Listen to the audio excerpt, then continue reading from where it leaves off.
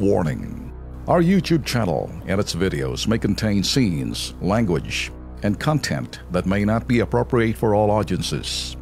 These videos include surveillance footage, undercover pursuit of suspects, actual police and rescue operations, and fearless confrontations. If you do not approve of the content, please do not watch our videos. If you wish to continue, we strongly advise that you proceed with caution. Viewers' discretion is advised. Pinalabas natin ang reklamo ng isang dating OFW hinggil sa bahay at lupang binili niya sa Silang Cavite. At patuloy niyang nating tinututukan to at pagtutok ay inilapit ho sa atin ang reklamo sa house natin sa Housing, Land and Use Regulatory Board, HLURB. Ang kilos prontong pagtugon ng ahensya. Eto, panoorin.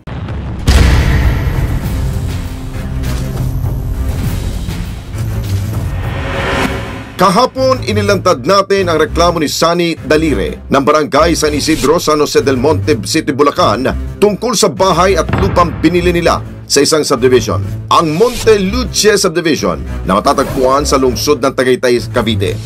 Matapos kasi makapagbigay ng pera na nagkakalaga ng higit 2 milyong piso, hindi raw na i-turn over sa kanila ang unit na binili.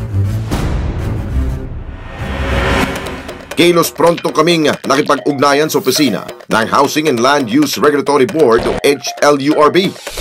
Agad na nagsumite ng formal na reklamo sila Sunny sa tanggapan ni Attorney Cesar Manuel ng Legal Services Group. Dito rin po papel.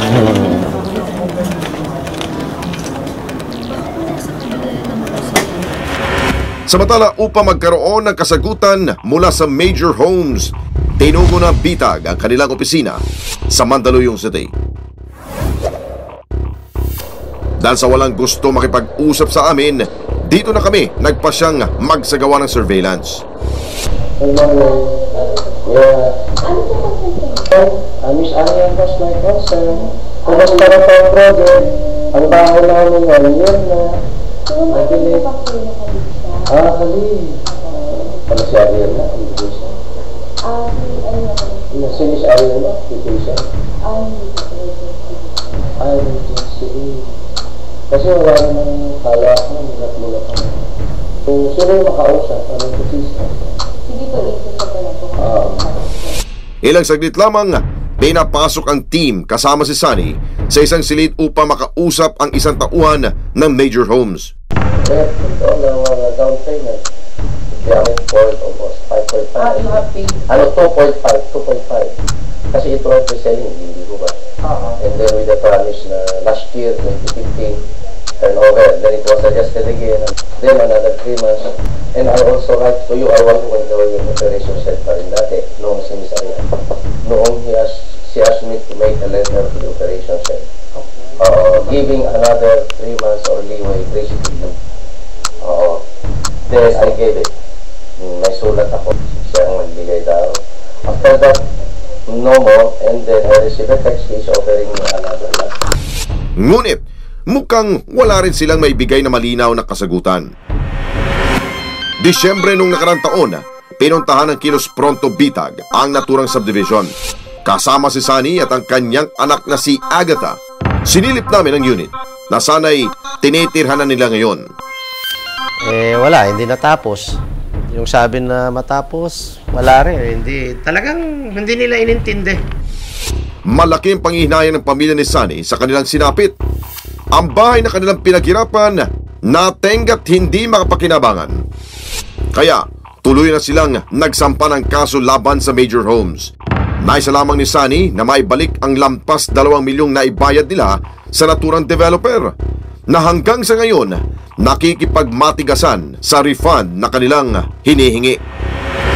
At makalipas ang halos 4 na buwan, muli namin pinalikan ang naturang unit. Mababakas pa rin sa aming naabutan ang hindi pagtalima ng Major Homes sa ipinangako nila sa mga bumili ng bahay at lupa. Bagay na lalong nagpatindi sa pagnanais ni Sunny na makuha ang perang ipinundar sa unit na ito. Sa kasulukuyan, patuloy pa rin ang pagdinig sa kaso ni Sunny laban sa developer. Ngunit katulad niya, marami pa rin sa mga Pilipino ang naloloko at patuloy na umaasa sa mga mabubulaklak na pangakong binibitawan ng mga gumagawa ng mga subdivision. Kaya naman, may panawagan si Commissioner Paredes para sa lahat na nais kumuha ng bahay at lupa. Kung sakali po na meron kayong gustong itanong o problema regarding sa pagbili ng bahay at lupa sa isang subdivision or isang condominium unit, or even kung meron kayong binili or planong bilhin na memorial plot or isang unit sa columbarium, yun po mga nasa jurisdiction namin, pwede po kayong pumunta dito sa aming tanggapan dito sa Sunnymid IT Building, Quezon Avenue, Quezon City, kami po ay malapit dito sa kanto ng Sergeant Esguerra at saka sa Scout Albano, sa pagitan po ng dalawang yon, Pwede po kayong tumawag sa aming Public Assistance Center, dito sa 927-2731.